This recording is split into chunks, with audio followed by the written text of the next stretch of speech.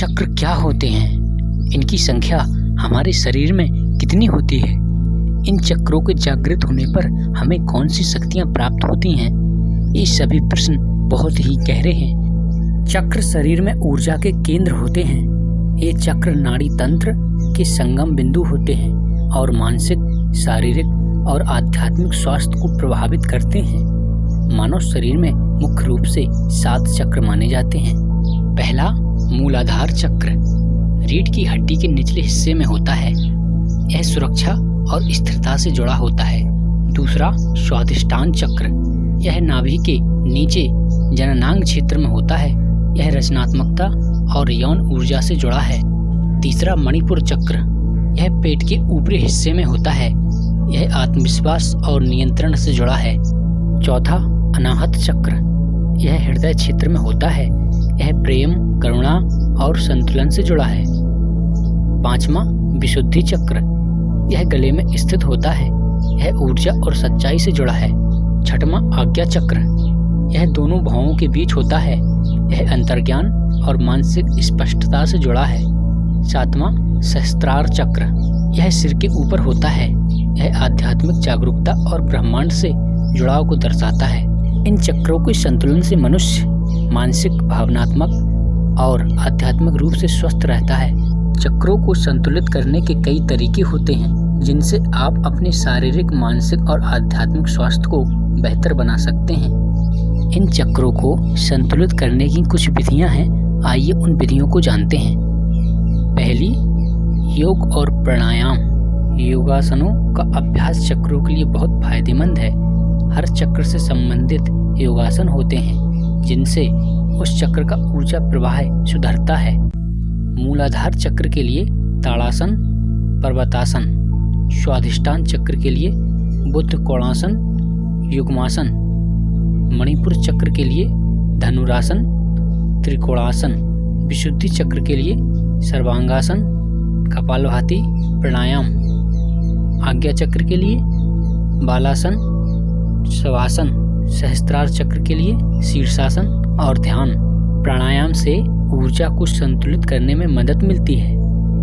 दूसरा तरीका, ध्यान। ध्यान के माध्यम से आप मानसिक शांति प्राप्त कर सकते हैं और चक्रों को शुद्ध कर सकते हैं। चक्र ध्यान में आप हर चक्र पर ध्यान केंद्रित करते हैं और उन चक्रों से जुड़ी ऊर्जा को जागृत करने की कोशिश करते हैं। उदाहरण के लिए, मूलाधार चक्र के लिए लाल रंग की कल्पना करें जो आपको पृथ्वी से जुड़ा हुआ महसूस कराए।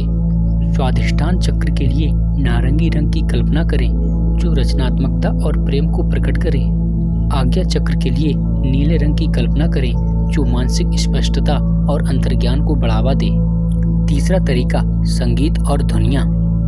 हर चक्र से संबंधित ध्वनियाँ होती हैं जो उसकी ऊर्जा को संतुलित करती हैं। जैसे मूलाधार चक्र की ध्वनि है लम, स्वादिष्टान चक्र की ध्वनि है वम, मणिपुर चक्र की ध्वनि है राम, अनाहत चक्र की ध्वनि है यम, विशुद्धि चक्र की ध्वनि है हम, आज्ञा चक्र की ध्वनि है आम, सहस्त्रार चक्र की ध्वनि है ओम। इन बीज मंत्रों का उच्चारण करने से चक्रों की ऊर्जा को सक्रिय किया जा सकता है।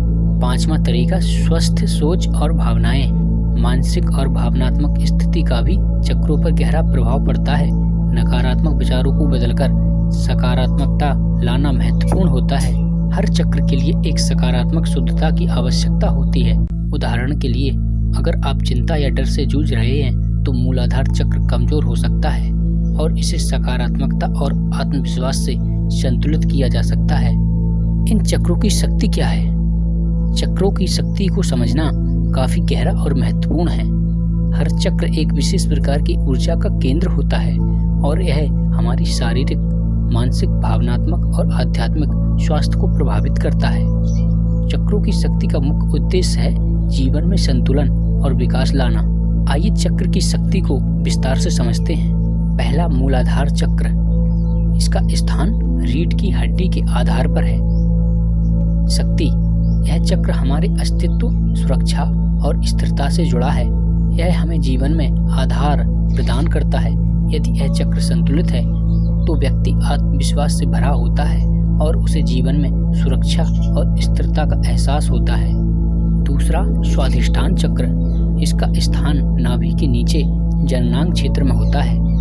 इसकी शक्ति, यह चक्र रचनात्मकता, यौन ऊर्जा और भावनात्मक संतुलन से जुड़ा है। यह चक्र जीवन के आनंद, खुशी और प्रेम का स्रोत है। जब यह चक्र खुला होता है तो व्यक्ति विचारशील और भावनात्मक रूप से संतुलित होता है। तीसरा मणिपुर चक्र, इसका स्थान पेट के ऊपरी हिस्से में होता है। इसकी शक्ति, यह चक्र आत्मविश्वास, निर्णय क्षमता और व्यक्तिगत शक्ति का केंद्र है। जब यह चक्र संतुलित होता है तो व्यक्ति अपनी शक्ति और आत्ममूल्यता को महसूस करता है। चौथा अनाहत चक्र, इसका स्थान हृदय क्षेत्र में होता है। इसकी शक्ति, यह चक्र प्रेम, करुणा और संतुलन का प्रतीक है। यह हमें न केवल दूसरों के प्रति प्रेम और समझ विकसित करने की शक्ति देता है, बल्कि आत्म प्रेम और समर्पण की भी क्षमता प्रदान करता है। पांचवा विशुद्धि चक्र, इसका स्थान गले में होता है। इसकी शक्ति, यह चक्र संचार और सच्चाई से जुड़ा है।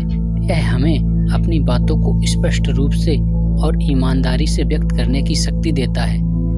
जब यह चक्र संतुलित होता है तो व्यक्ति अपनी आवाज को सही तरीके से व्यक्त करता है और सच्चाई का पालन करता है। छठवां आज्ञा चक्र, इसका स्थान दोनों भुवों के बीच होता है। इसकी शक्ति, यह चक्र मानसिक स्पष्टता, अंतर्ज्ञान और बोध का केंद्र है। यह चक्र व्यक्ति को गहरी दृष्टि और आंतरिक ज्ञान प्रदान करता है। जब यह चक्र खुलता है तो व्यक्ति को आंतरिक अंतर्निहित क्षमताओं और जीवन के उद्देश्यों को समझने में मदद मिलती है। सातवां सहस्त्रार चक्र, इसका स्थान सिर के ऊपर होता है। इसकी शक्ति, यह चक्र आध्यात्मिक जागरूकता, ब्रह्मांड से जुड़ाव और उच्चतम चेतना से संबंधित है। यह चक्र हमें आत्मा और ब्रह्मांड के साथ एकता का अनुभव कराता है।